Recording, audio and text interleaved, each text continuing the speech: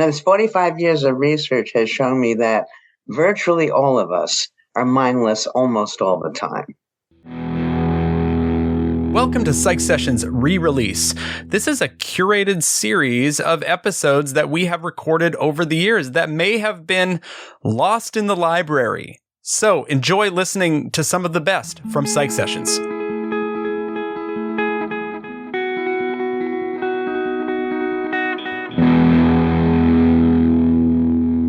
Folks, it's my pleasure today to be sitting across virtually from Dr. Ellen Langer from Harvard University. And we are going to be talking about mindfulness, among other things. And Ellen, I just want to tell you, I've never been so mindful for the start of a podcast interview. I just feel like in reviewing your materials this morning and just your body of work that I've been put in my place.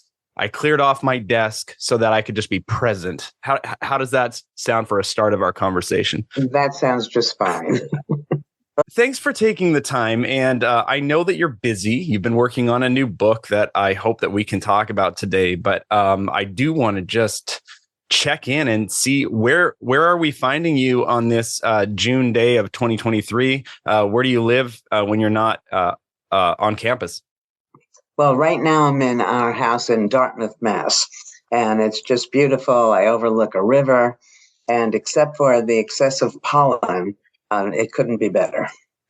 Great. And you were cracking a joke ahead of time that you should be able to just will your way, mindfully will your way over this pollen problem. Well, okay, we'll talk about that, Garth, because it's not so much willing one's way, but when we get to that, people need to understand that this new book, which actually is out and will be published by Random House on September 5th, is all about mind-body unity. And what that means is that every thought you have affects your body, every movement affects your mind, and so on. It's one unit. But I'll wait till you ask me some question about that. Well, let's just jump in because I do have a couple questions now that you mention it. How long have you, if people haven't followed your career, they should just go. You mean there's somebody who doesn't know who I am? Yeah, well, okay. They may exist out there, but, that's fine. They can go to Wikipedia. I mean, you're of that level. So, or they could read a couple of your books or your research. But how long have you been doing research on body? Because I'm not aware of the research. Has that been kind of a later career move? No. The new book is called The Mindful Body. That's right. Thinking Our Way to Chronic Health. I've been studying mindfulness for about 45 years. I started when I was about 12. No. The results of each of the studies are so surprising and, to my mind, important that each study led to the next study until I got to this final presentation in the new book. Okay. But people need... Probably, Garth, we can do it this way, that I'm a talker. Yeah. So I can just go on without you asking questions, but you should interrupt me when you want to. But the first thing I think people need to know about mindfulness, even though I did some of the very early research on meditation, mindfulness, as I and my students study it, is mindfulness without meditation. It's the very simple process of just noticing new things. Now, what happens is when you're looking at something or thinking about something you think you know, and you notice new things about it, you realize you didn't know it nearly as well as you thought you did. So then your attention naturally goes to it. Everything around us is in flux. Everything is changing. Everything looks different from different perspectives. And what happens is when we're mindless, when we think we know, we freeze our understanding and miss basically all that's going on. Now, this 45 years of research has shown me that virtually all of us are mindless almost all the time. So I have one for you. I do this whenever I give a talk. Yeah. Garth, how much is 1 in 1? 2. Okay, you think 1 in 1 is 2. The reason I use this as an example of mindlessness is because there's probably nothing else you could ask people where they, are less, are more sure. That, surely 1 and 1 is 2. Don't bother me. I don't want to, be involved in this. I have important things to do. But in fact, 1 and 1 is not always 2. If you add 1 cloud plus 1 cloud, 1 plus 1 is 1. That's 1 right. pile of laundry plus 1 pile of laundry, 1 plus 1 is 1. 1 wad of chewing gum plus 1 wad of chewing gum, 1 plus 1 is 1. In the real world, 1 plus 1 probably doesn't equal 2 as more often as it does. And although many people don't realize this, that the numbers that most of us are dealing with is based on a base 10 number system. If you're using a base 2 number system, 1 plus 1 is written as 10. Okay, so when you hear that, you say, oh my God, this is what I thought I knew. I could be wrong. And, and it's that feeling of not knowing that leads you to, in a sense, try to find out, right? And then we're in the present. So you actively, notice new things. That tells you didn't know. You keep returning to that, and everything feels new again. And when you're noticing new things, what happens is the neurons are firing, and this 45 years of research shows us that it's literally and figuratively enlivening. It's what you're doing when you're having fun. That if you were to do a crossword puzzle, for example, and then you're going to do it again after you've just done it, it's not fun because you know all the answers. So it's the going from not knowing to knowing that's mindful. And the problem is when people go from not knowing to knowing, they think then they know, but everything is changing. So it's forever potentially interesting. I love you've done so many different research studies, and so many of them make their way into psychology textbooks. And so I was reading about the study you did about, I can't remember the name you used at the time, but basically about maid service in a hotel, yeah. Right? So that's in a book that I think it's in an industrial organizational psychology book that I use in one of my classes. But yeah. I didn't ever read your name behind it. I just missed it because I'm not mindful, apparently. But tell us about that one. Most of the time it doesn't matter who did the study. You're interested in the study itself. I'm interested in the study. It's not mindless. But when I found out it was you, when I was prepping for today, I thought, this is great. I can't wait to talk to Ellen about this. So, yeah. Okay, well, so let me tell you about what that study rests on, and then we'll talk about that study, okay? Sure. So many, many years ago, and this also is in many textbooks, Judy Roden and I did a study with nursing home elders where we gave them choices to make and other ways of being mindful. And then we found that they lived longer. So this was quite amazing. And so for me, the question was, wow, how can our thoughts lead us to living longer? And so that led, all of the work on choice led to the work on mindfulness. And then I thought to myself, mind, body, these are just words. And that the problem by having this dichotomy, which most people buy into, mind-body dualism, you have the question of, well, how do you get from this fuzzy thing called a thought to something material, the body?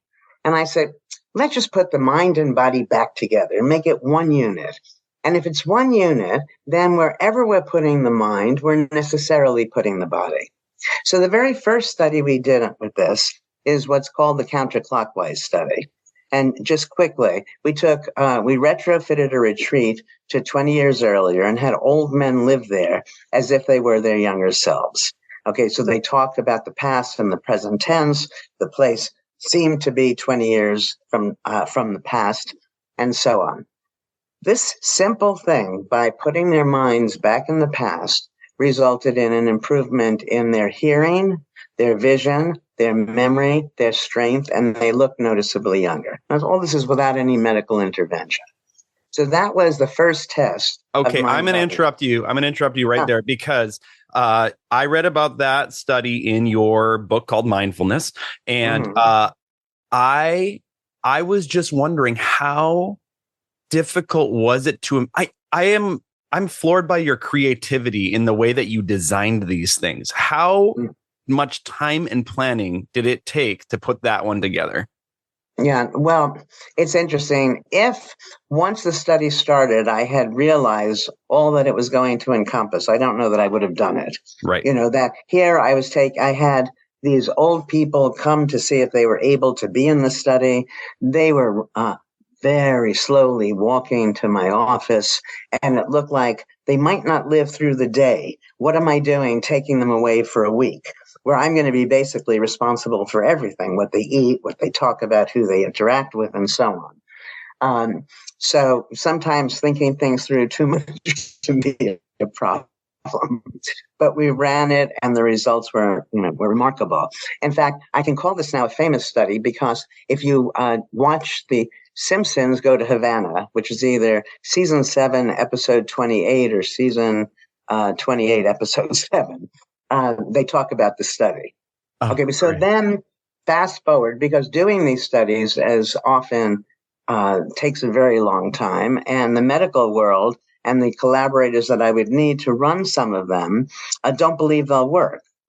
So that becomes very hard to do them. But so then we go fast forward to 2007, when Allie Crum, who's now professor at Stanford, was my student at Harvard, and she and I did the study with chambermaids. And now essentially, she interviewed the chambermaids and asked them how much exercise they get. And they said they don't get exercise. And that's because they think exercise is what you do after work. And after work, they're just too tired.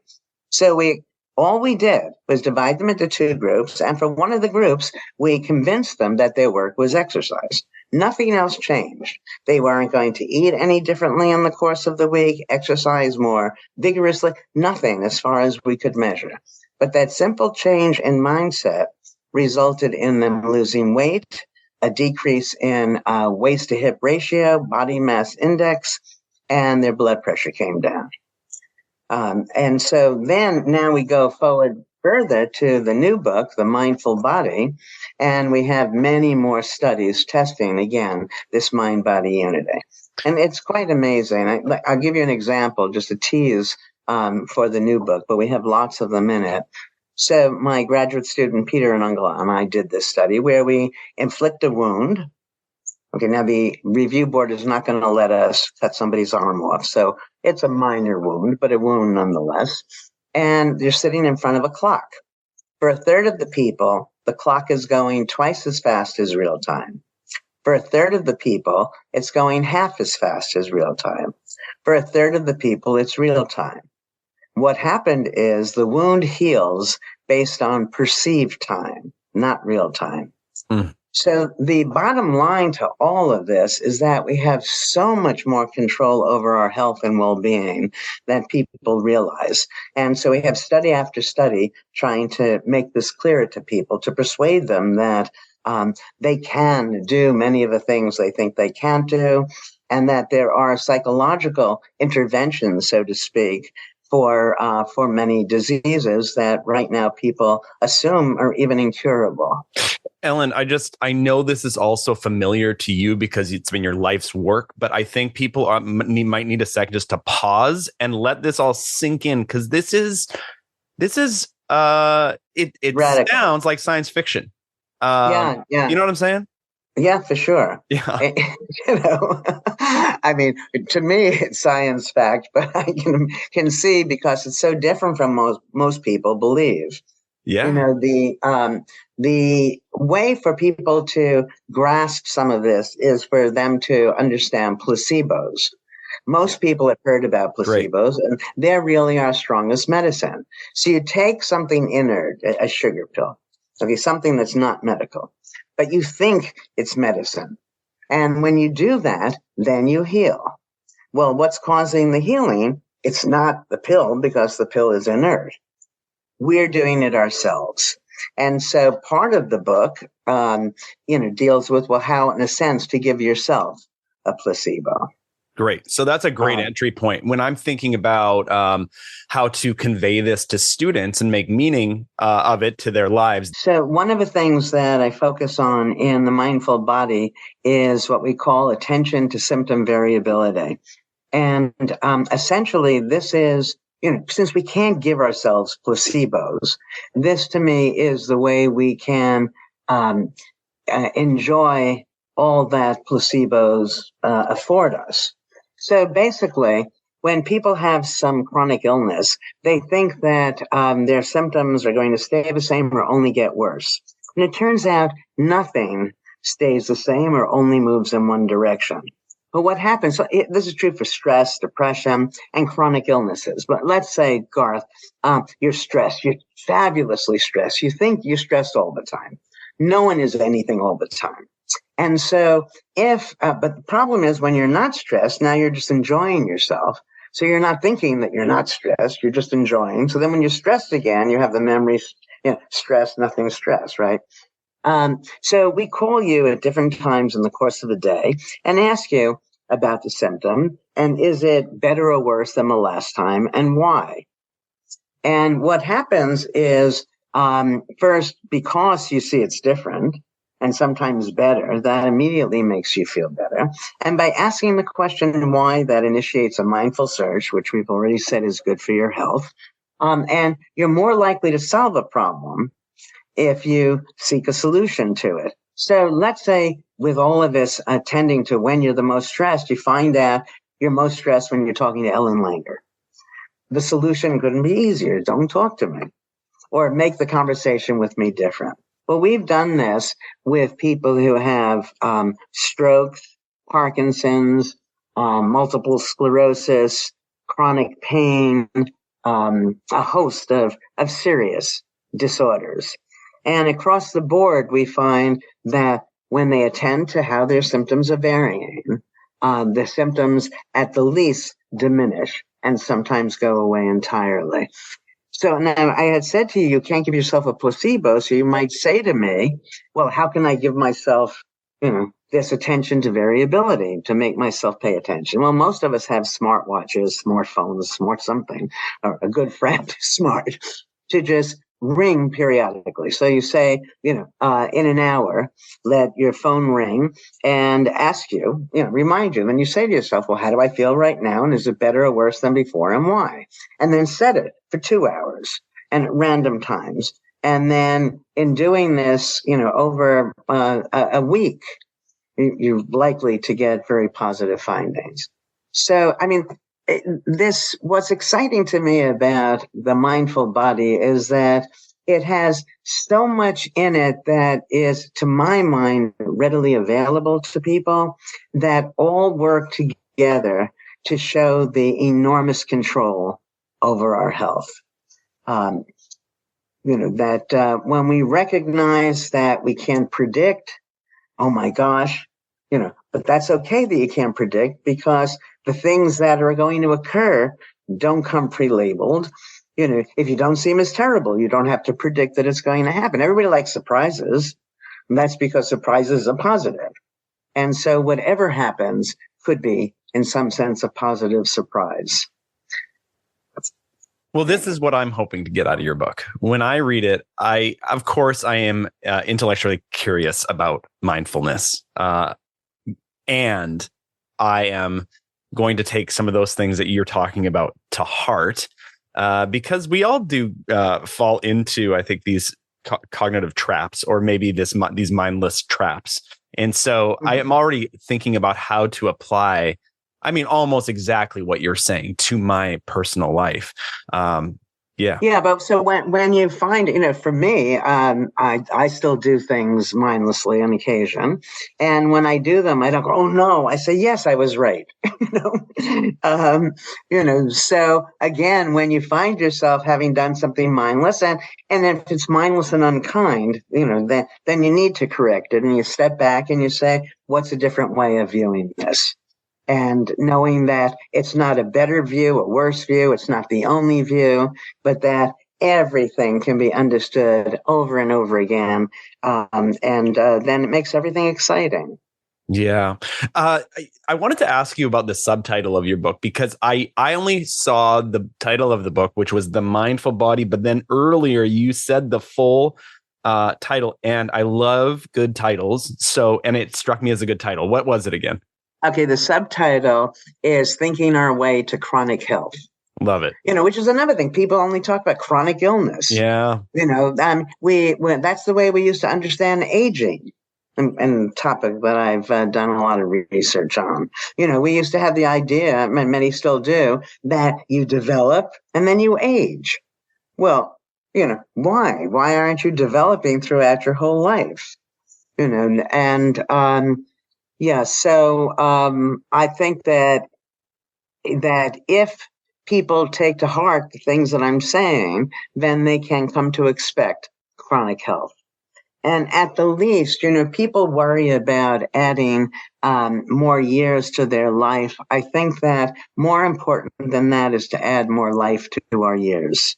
And right now, with the excessive mindlessness, and we're essentially sealed in unlived lives, and it's time to break the seal and to enjoy ourselves. I was looking at the back of, we read your book, The Power of Mindful Learning, with our Teaching and Learning Center here at Cascadia College. But when I was looking on the back of it, I saw that you had Atul Gawande endorse your book, and he put a very nice thing on there. But what you're saying right now, I hear a lot in his writing. And so I think maybe you've influenced that, or maybe mutually have kind of found your way. But it's, yeah, you're shaking your head no. Anyway, it's just so powerful. One of the takeaways, I have my students in a lifespan psychology class read his book, Being Mortal. And one of the takeaways is just what you've said. More life to your years is a very important. And yes, but what all of my research shows is that once you're adding more life to your years, you're probably going to be adding more years to your life. I love it. So which is a nice bonus. Yeah. Do you come up against people who would be critical of these claims these scientific findings? I tend to stay away from those claims. So sure. Yeah. I'm sure that they're out there, but this work has been going on for so long that at this point now, most people are in agreement. When I started this work, the medical model was the most common for the medical world, and then all the people influenced by it. And according to that medical model, the only way you get sick is the introduction of a pathogen. All right. A virus of some sort, that you can't think yourself sick or think yourself well.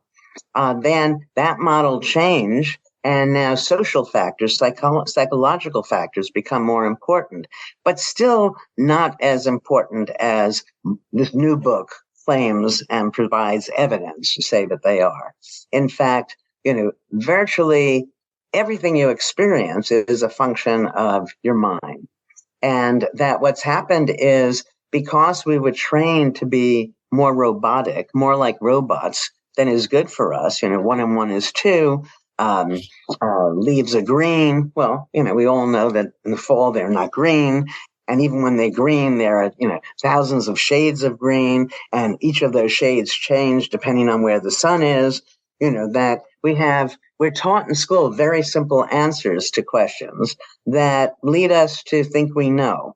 That's what I meant to tell you before, that the one biggest takeaway from all the work on mindfulness is that what we need is to have a deeper appreciation of uncertainty. We don't know. And when you know you don't know, then you tune in differently from when you think you know. All right. And so by this noticing new things, that shows us we didn't know. Right? But if you step back and say, yeah, I can't know. Now, people are afraid not to know because they think they're supposed to know. So if I'm talking to you and I don't know, but I think I'm supposed to know, and you act like you do know, well, what do? I either pretend that I know, or I genuflect to you, or, whatever. But I'm telling you and anybody else who'll listen that nobody knows. You cannot know, because everything depends on context. Everything is always changing. So the point there, excuse me, is that if you make a personal attribution for not knowing, I don't know, but I should know, then not knowing feels bad. You want the certainty, even if it's illusory. When you make a universal attribution, I don't know, you don't know, nobody knows, then not knowing is actually fun. People are always seeking new experiences, right? They tend to seek the new experience in, for them, non-threatening ways. But you can seek this new experience because everything is new for no matter what you're doing, whether it's at work or at play.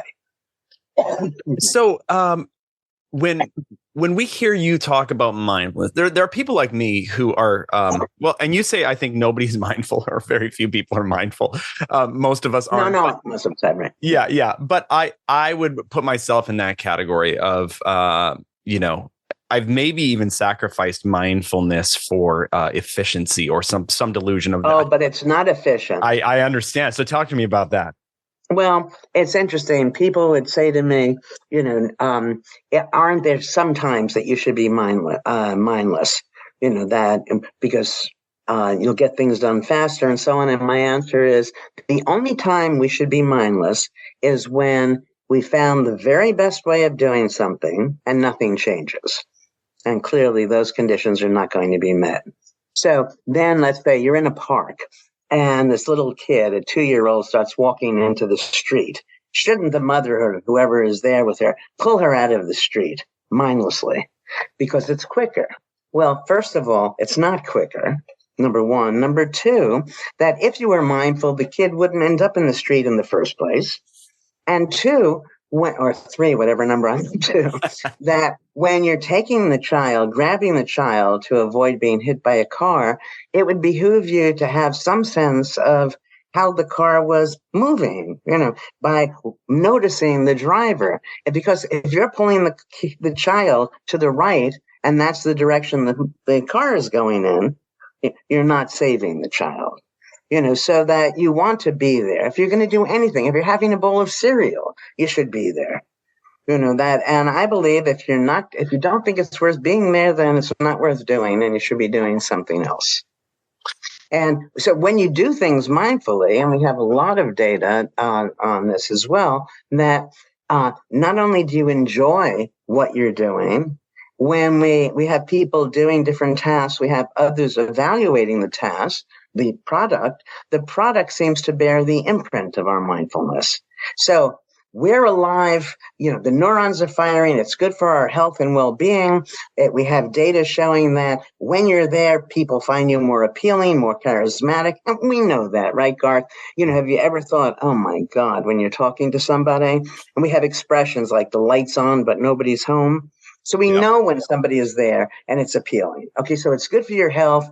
The neurons are firing. You feel alive. People find you more attractive. It's going to be better for your relationships. It bears its imprint, leaves its imprint on the things that we do. I can see no reason to ever opt to be mindless. Okay, so when I'm listening to this, I'm thinking, okay, how do I pay more attention to the things I do? And I think in your research, you've given us some hacks, and I would love any hacks that you can give me. I'm just mining you. I'm sitting with Dr. Ellen Langer for an hour, and I better walk away with some new mindful strategies. But I'll tell you what I love about your research. Both the magazine and the orchestra study that you've done. What you said to those experimental groups was, hold on, let me see if I can get it straight. You've done this a bunch, but now do it in a subtly different way that only you would know. Is that, did I get it right? Yes, that's right. All right. Right. So because can you talk about... If you're going to make it new, then you're going to be there. That if it's the same old, people know it and you don't enjoy it. The experience is virtually empty. So why do it? So we had orchestras, as you suggested. The mindless group was told, or the control group was told, play this piece. They're all going to play the same music and play it. Remember a performance you really enjoyed and then replicate that. The mindful group is told, make it new in very subtle ways, as only you would know. Now, what's important here is that they were playing classical music. So that the new ways were indeed subtle. Otherwise, this orchestra would have sounded terrible. And we record it and we play it to people who have no idea about the study. And they overwhelmingly prefer the mindfully played piece. And the musicians prefer playing it that way, almost 2-1. There's no advantage in doing anything mindlessly. One way of understanding mindfulness, if you were, I hate I'm going to say a shooting gallery, but give me some other metaphor, but you're at a fair, and you have rabbit, rabbit, duck, and you're supposed to shoot a water gun or whatever as soon as you see the duck. That the more mindful you are, the sooner you're going to see that, right? And so reaction time to change is a very good measure of how mindful one is being, which tells you that if you're in that park and the child starts to walk towards the street, you're going to notice it that much more quickly than if you're mindless. So we actually do things faster when we're mindful. How is I know you addressed this in your book, Mindfulness, but how is being mindful different than or how is it different than meditation? I'm sure they overlap some, but I know you addressed it there. No, they're very different. In that meditation is a practice in which you engage twice a day for 20 minutes to result in post-meditative mindfulness. So meditation isn't mindful. It's a way to become mindful. And this is just a different way. And important, they're not mutually exclusive. That there are people who think meditation too woo-woo, Californian, we used to say in New York, so they can't be bothered with it. All of those people should quickly adopt mindfulness as we study it. Then there are some people who are suffering from some very big ailment, where actually we have data with all sorts of chronic illnesses as to how to cure them. Okay. But for them, it's too simple. This thing is so big, you're not going to be able to take care of it so easily. And so for them, meditation would probably be more appealing. The more important thing is that they're not mutually exclusive. We have, that one of the things that people are not aware of is the more mindful you are, the better your relationships will be. And that's a simple thing to explain to people in that, if you don't like me, for example, because you think I'm gullible, and, it's sort of hard to be with somebody when you're demeaning them like that, then you recognize that everybody's behavior makes sense from their perspective, or else they wouldn't do it. So if now you're mindful, there are other ways of understanding why the person is doing what they're doing. And now you realize, from my perspective, I'm being trusting. Now, do you want me to be trusting? I mean, you and I are in an intimate relationship. Would you like me to trust you? Of course. So that once we become more mindful, we're less interested in changing the people around us, because we understand the advantage to what they're doing. For every negative ascription we have for any behavior, there's an equally strong but oppositely valenced alternative. For every negative, there's a positive. So I can't stand you, Garth. You're so impulsive. That's because you're spontaneous. You find me so inconsistent. That's because I'm flexible, and so on. You know what I'm hearing? I'm sorry to jump in on you. I'm hearing the only way you're going to get to say anything is if you jump in. with a counseling psych background, I'm hearing this as kind of the power of reframing, which might be the power of mindfulness. Okay, so I did lots of the earliest research on cognitive behavior therapy, and yes, it's not just reframing though, because reframing. So if you go to a therapist and you say to the therapist, this person has done X to you, and then the therapist says, well, why don't you look at it this way? Gives you another frame. There's a tendency to think, well, oh, that's the truth. Rather than that, there are many potential frames that, that change and that are available to you. All right. So that's part of the difference. But the similarity, because, I was involved in that, and now in the mindfulness work, is not surprising. So, but certainly not reframing unless you want to call it continual reframing, continuous reframing. Right. With an understanding that there's no way of knowing at any moment which is, quote, the best frame. And does it matter from a mindfulness perspective? It doesn't matter, does it? Well, I'm not sure what you're asking me with that, whether it's the right one or not. That's right, because it can have the just the act of getting to that more mindful state is going to have the positive impact that we would be looking for it to have. By knowing that there are alternative ways of understanding things. Yes. The mistake again is when you think, now I've got it right, because then things may change and you're going to be blind to the changes.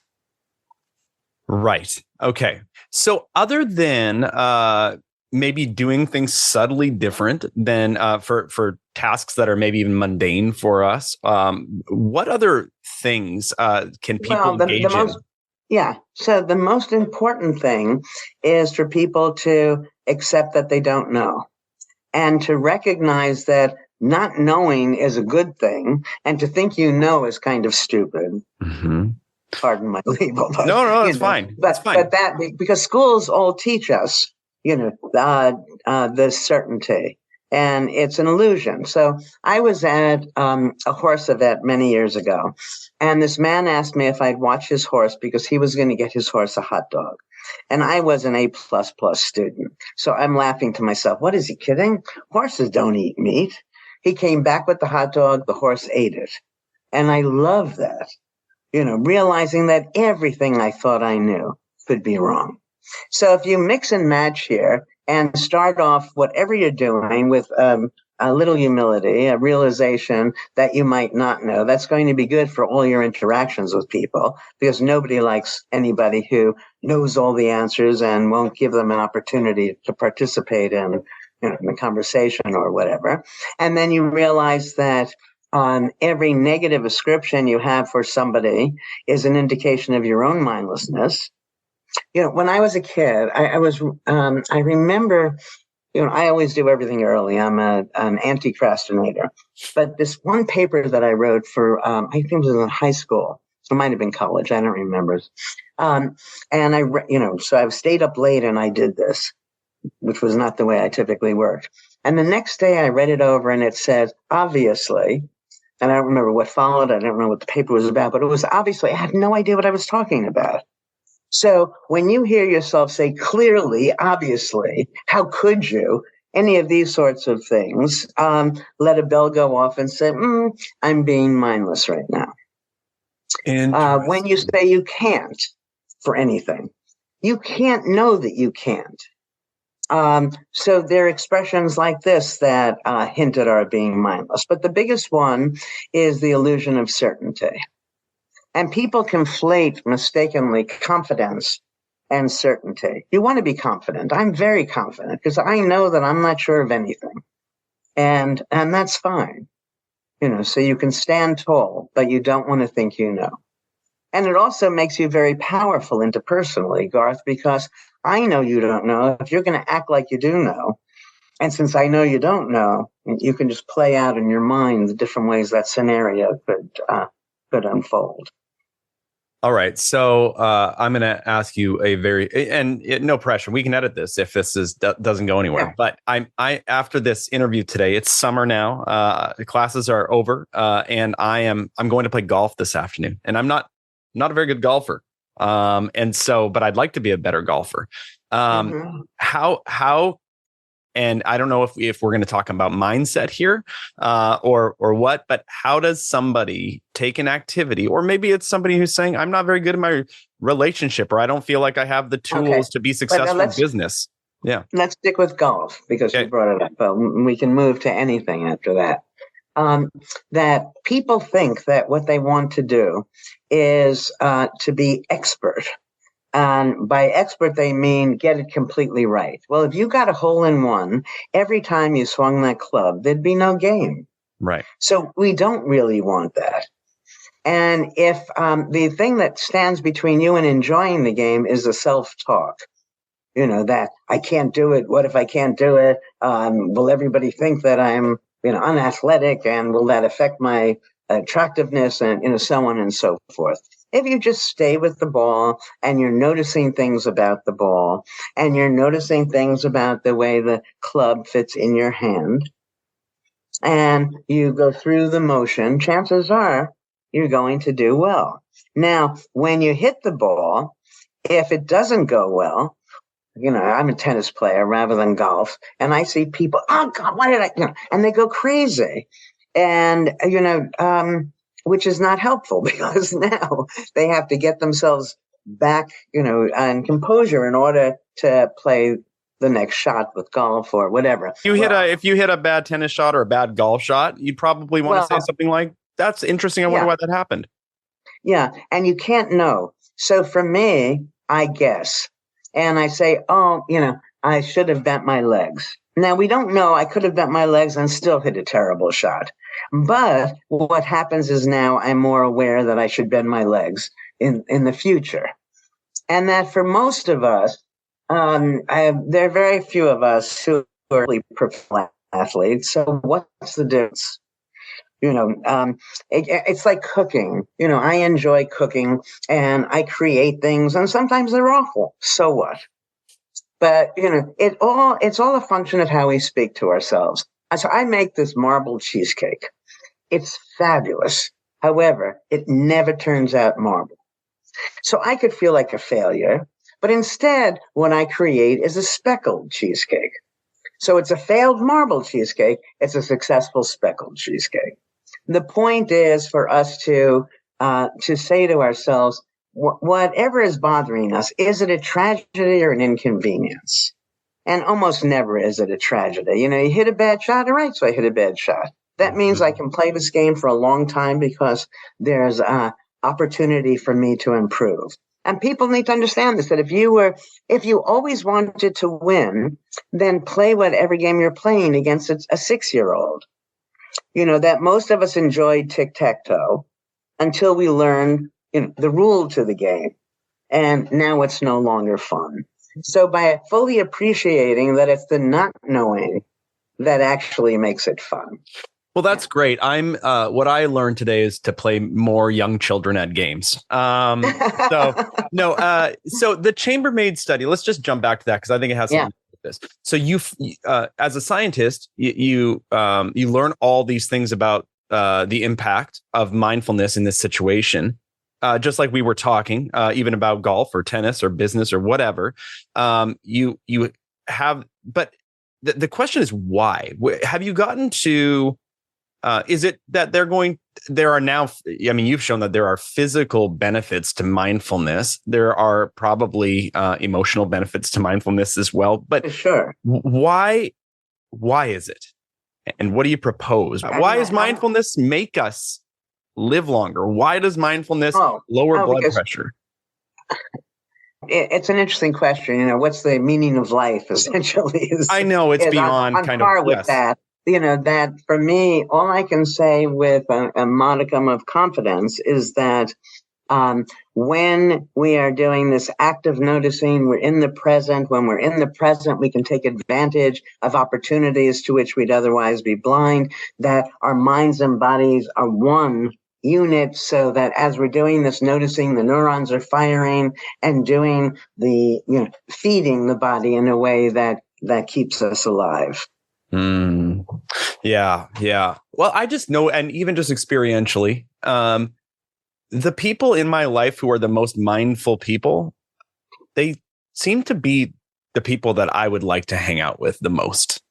They're just, and I think you mentioned it, or different, like that they're more interesting, but there's a relational connection that can happen more easily. Without question, that if somebody is more mindful, they're going to be less judgmental, right? And so then we're going to feel more nurtured.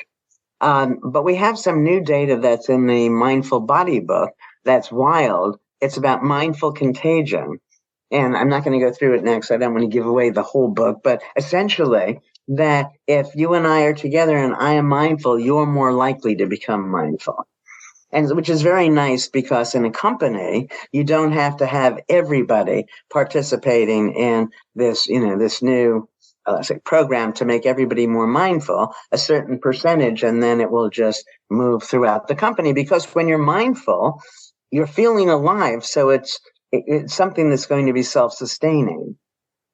I know this feeling of sitting with people who are mindful. And as a person who is going a lot, that's what I do. I go, not super mindful. And then when I sit down with somebody who's mindful, it's like I can take a breath and just be present. It's like it's an invitation from them to kind of join into this. And I love that. I love that.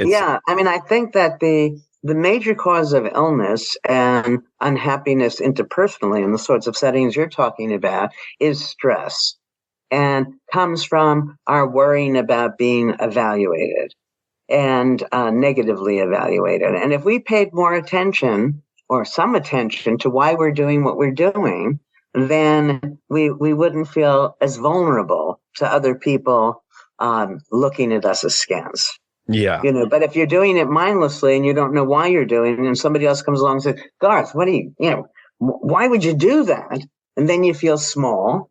Whereas if you knew why you're doing it, you say, oh, no, I was doing it not because, why was I with Ellen? Not because, like you see her as gullible, but because I realize that she's trusting. And that's something that makes me feel comfortable. We don't have to apologize for ourselves, because everything we do makes some sense, or else we wouldn't do it. As we kind of move into the back half of this interview, I just want to ask you some questions about the book, and then I'd like to ask you some questions about you. And so, first of all, the book. How long have you been working on this book for, and how did it come to be? It's interesting. Everybody. A lot of people ask me questions with any book I write. How long did it take to write it? And I don't really know how to answer that, because to sit down with a paper and pencil, or to gather the data, or to have the ideas in the first place. Yeah. And for me, I'm not writing it under any pressure. I'm writing it because I enjoy writing it, and so I'm less aware of how many hours I'm spending doing it. I had lots of new research, and so it was natural then for me to write another book. Each of these books reviews some of the research from the past, and then a whole bunch of new studies to make new points. In this book, we've spent some time now, Garth, talking about health, but a lot of the book is about things like our illusion of predictability, decision-making, risk-taking, stress. And these are ideas that when we're more mindful, we don't have an illusion of decision-making. We don't worry about being able to predict. We don't have any stress. And you can see how that, of course, is going to be good for our bodies. Wow. I think I need to just think about that. That's just a really powerful statement for people who are feeling stressed out, who are running a million. I was talking to a friend yesterday. We were fishing yesterday, and it felt so good. And then as soon as we were driving away, it's like all those worries come back, all the things that you need to do come back, and just what an important. Well, that's why I say the one-liner that I have a book called The Art of Noticing, which has one-liners that I culled from my research, along with some paintings of mine. And the one that people seem to resonate most to is to ask yourself, is it a tragedy or an inconvenience? Yeah. To get back to yourself, say, all right, so if I don't make it home in time for dinner, it's not going to matter that much. If I miss the deadline, so on and so forth. But people need to, and I think many people do realize this, but they forget it too often as well, that events don't cause stress. What causes stress are our views of events. So if you open up the view, you're going to immediately be less stressed. So if you and I don't know why I always use this example, but let me continue with it. You and I go out to dinner, and the dinner is awful. The dinner is great. Okay, that's wonderful. If we go out to dinner and the dinner is awful, for me, that's also great, because I'll eat less. Okay, so we act as if there are events that are good, there are events that are bad, You have to do what you can to get the good ones, step on people and whatever, and run away from it. But these are, they don't have any meaning until we impose the meaning on it. So a little takeaway for people about stress. Since stress relies on the illusion of prediction, you're saying to yourself, something is going to happen. And when it happens, it's going to be awful. So you can take those, deal with both of those. The first, something is going to happen. Simply say to yourself, what are 3 reasons that it might not happen? 5 reasons, even 1 reason. So you went from, it's definitely going to happen implicitly, to maybe it'll happen, maybe it won't. So it's a little less stressful right at the start. Now let's assume it does happen. How is that a good thing? As the dinner I just said, that I won't gain weight and, I'll be able to eat that ice cream when I get home. So yeah, people are told so many things that I find offensive. They're told you have to be stressed. Stress is just part of life. Well, no, I don't think it's just part of life. And certainly, it doesn't have to be as big a part of life as many of us make it. Would you say, I just have this question about you because I don't know you very well, but would you say that coming into this research 45 years ago, would you say that you were a person who was more prone towards stress, or were you kind of more naturally? On the contrary. Okay. No, on the contrary. Okay. There's so much negativity around that even as a little kid, I would always give the other side. You'd say, oh, terrible X. I'd say, well, why not look at it as Y, and so on. So I had, before I got to graduate school, I was already well into looking for alternative explanations. What, this is, off, well, it's not off topic, but it might come out of left field. But right now we see politics are so they're everything that you're not talking about. It's everybody is so certain about everything, and it's a lot of in groups and out groups. What institutions or organizations or what mindful things are going on in our country right now that are good places for people to be? What philosophies, what teachings, where is this good stuff? Yeah, no, well, the good stuff is anything that you read or talk to people about, or that shows you a different way. We have a mistake, and I think that we're all in our camps. And when you're listening to somebody from the other camp, you don't listen to them. You just assume they're wrong. And but if you took whatever was said and make believe it was somebody in your camp who said it, and then you say, oh, that makes some sense as a way of sort of bringing us back together. I'm not sure that these camps are going to be self-sustaining. I think that perhaps at some point, the divisions, you have right and left, let's say, and so there'll be other categories up and down, and so half of the right will be in the up and half of the right will be in the down, and so on, mixing and matching. And the more of these superordinate categories that occur, the more we break away from what's happening right now. But and AI, I don't want to get too deeply into this, but may help in that way, because the one thing that people are so afraid of with AI, well, we know they're afraid they're going to lose their jobs, but putting all that aside, is that there's so much misinformation. And, I made a prediction years ago that turned out to be wrong, that now could possibly become true. And I thought, well, with the internet, there was so much medical misinformation, that I thought people would learn not to accept information on the face of it without thinking when maybe it's true, when it might be false, for whom, and so on. It didn't work that way. But the main thing about lots of this AI is you just don't know if it's true. Well, we just don't know if anything is true. It's never true independent of context. Horses sometimes eat meat. 1 and 1 is sometimes not 2, and so on. So there's a way all of this may end up making us a more mindful world. We'll see.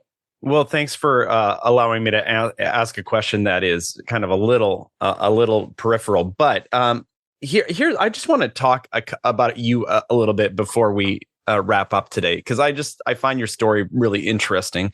And by the way, for folks who have never heard Ellen give a talk before, if you search up some of her talks on YouTube, or you get a chance to see her sometime, Ellen, I just really appreciate your storytelling, especially as a researcher. I think that is just this particular gift and skill to be able to share your research, and you do it through your writing too. But I love your stage presence, by the way, in your talks. Thank you. Yeah, that's very nice, Garth. Let me tell you that for this new book, The Mindful Body, it started out as a memoir. And then my agent said to me, Ellen, it's very hard to write a memoir. I said, David, so I'll learn. And then I got a call from somebody to see if I had photos that this person was going to use in his memoir. I called David. I said, so-and-so's writing. And he said, he looked it up. He said, he's writing, what was it called? It wasn't a memoir. It was about a work memoir, basically a research memoir. And I said, so that's what I'll do. Anyway, so then it evolved into the book that it is. The reason I'm telling you that is that there are lots and lots of stories that I probably otherwise wouldn't admit to, because it started as a memoir. So if you like stories, you'll be surprised at some of these. I can't wait to get my hands on it and read it. That's for sure. Now, Ellen, is it true that you were the first woman tenured faculty member at Harvard University in 1981? No, in the psychology department. In the university itself, there might have been 2 or 3 others. It's a large university. All right, school and so on. I want to know what that meant to you at the time. How competitive was that for you to make your way there? I guess as the mother of mindfulness, it's strange for me to say I was sort of oblivious to the sort of thing you're suggesting. It was scary because at that time, Harvard didn't have the system it has now, which is if you're hired as a junior professor and you continue to do the good things you've been doing to be hired, chances are you're going to get tenure. At the time I got tenure, it was a very different system. And so it was a little scary. But so what is the question? You want to know how scary it was? Well, yeah. I think it's an important piece of history for Harvard and for, women in psychology. And Yeah. Well, at that time, I was, in my own mind, the hottest thing out there. And so it felt that if I didn't get tenure, that wouldn't be fair.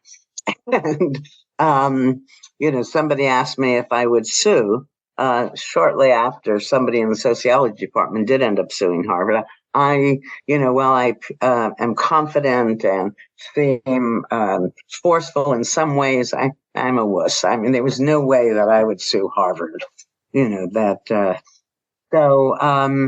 It was long and drawn out. And then what happened is there were many stages to this, not too many to go through, but and none of them are pro forma. I mean, each one can be a rejection.